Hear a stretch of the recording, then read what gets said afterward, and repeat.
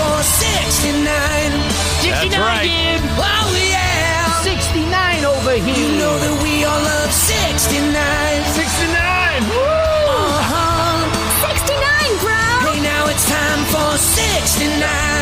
It's time to talk football with old number 69, Mike McGlinchey. Oh, I think about it, 69. Who doesn't love 69? Everybody loves number 69. Mike McGlinchey. Mike, how you doing today? Hey, I got to tell you, I was so freaking happy for you watching that 49er Rams game because let's face it, people were starting to dump on the team, but that was a freaking impressive win. Yeah, it was a great one. It was one we definitely needed. It was a lot of fun to play in. We got back to the stuff that carried us to a Super Bowl last year, which is all you want to do, and it was a lot of fun and certainly a win that we really needed. But the number one question I have for you, at the end of the game, you started headbutting your teammate, and it was bam, bam, bam. It looked like he couldn't wait to get out of there, and you banged him one more time in the head.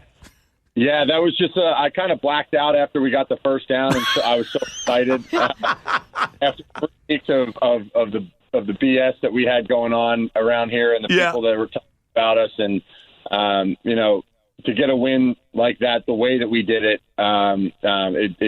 after we got that first down, I just kind of lost my mind. And thank God I didn't hurt Hronis too bad because we need him to play center for us for a while now. So, and so it was all good. And you're talking about Hronis Grasu, the center, and that's the guy you were headbutting, but he said that he actually said something to you first to get you a little jacked up. I'm curious what he said to you. I don't even remember because you can watch me on film.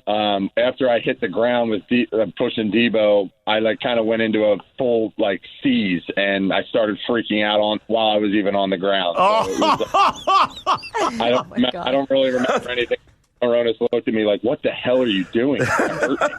Hey, Mike, I got to tell you, in the off season, we want to go drinking with you. Do you headbutt people on a regular basis? No, I try to keep that strictly to when I have a helmet on. But I guess you get me drinking, I guess you never know. Yeah, because there's one guy here who actually headbutts people, and that's Tonelli when he gets drunk. I would hate to see both of you guys together. Yeah, I've been trying to cut back lately. Yeah, we can make something work. Hey, now, Mike, that game on Sunday night when you beat the Rams, they have their all-everything defensive lineman, Aaron Donald, who's been incredible the past few years. And I only remember calling his name out once during the entire game. What was the plan going in with him? Well, he's obviously a player that you have to account for. He's one of the best D-line. He's the best. I think he's the best football player in the NFL. And he's certainly one of the greatest defensive linemen in the history of our game. And he's a guy that wrecks game plans. He wrecks teams each and every Sunday. And the plan that we have for him, you have to keep multiple hats on him. You gotta give him guys help at times with him. And guys rose to the occasion because it wasn't. Obviously the Rams know that teams slide double teams to Aaron and all that, so they do everything they can to keep guys in one-on-one situations. And when we did have the one-on-one situations, we won. And that was what was cool about our effort. Our two guards, Blake and Tomlinson and Dan Brunskill, did an unbelievable job all night against him. And couldn't be prouder for those guys and the job we did as a unit. Hey, so this week you guys have a road game. You're going to New England to take on the Patriots. Explain to me, because we've been on that flight before. Tonelli and I flew with the team a few times. And I have never seen food like that before, especially on the long haul. Are there any plans? What do you plan on eating on the flight? Normally we have our rookies go out and get a couple sandwiches from La Villa over in Willow Glen. Oh, yes, those La Villa, the good spot. The crisp special. Yes, absolutely. Yeah, we have our rookies get the crisp combos.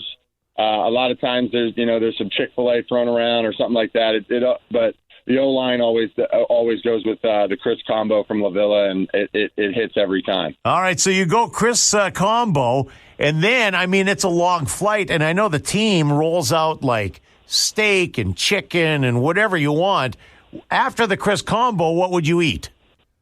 I don't know. It depends on. Most of the time, I'll have one Chris combo, and then the extras.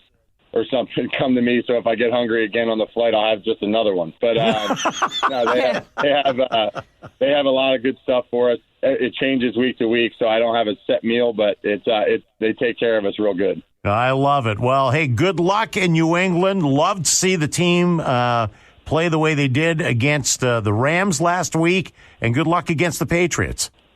Thanks, guys. Really appreciate it. All right, and keep that head-butting to a minimum there, Mr. 69. Yeah. Absolutely. I got to keep myself right there. All right. That was our time with 69. 69! Woo! Oh, yeah. I'm signing an executive order for 69 at once. At once. Okay. The number 69. He's the best. Say, Mike stop McGlinchey. headbutting or start drinking with a helmet on. Either way. That's right. That works too. Boy, I'll tell you what. I saw that headbutting, and I'm just like, man, this guy. He doesn't mess around. He does not mess around. And I mean, he was hammering that head. The poor guy he was hitting. Yeah, Grassu. He's the center. He's like, what the hell are you doing, man? Exactly. And it was just bam, bam, bam. He doesn't remember the incident. Well, I think if you look at the clip, Blacked out. Grassu goes in and just does a head tap, and it's like one tap, right? Right. And I think he thought that was going to be it. Exactly. And then all of a sudden, McGlinchey goes bam, bam, went bam, to bam. town. And Grassu backs up and looks at him like, His headbutting was like a Stop it, machine dude. gun. It was great.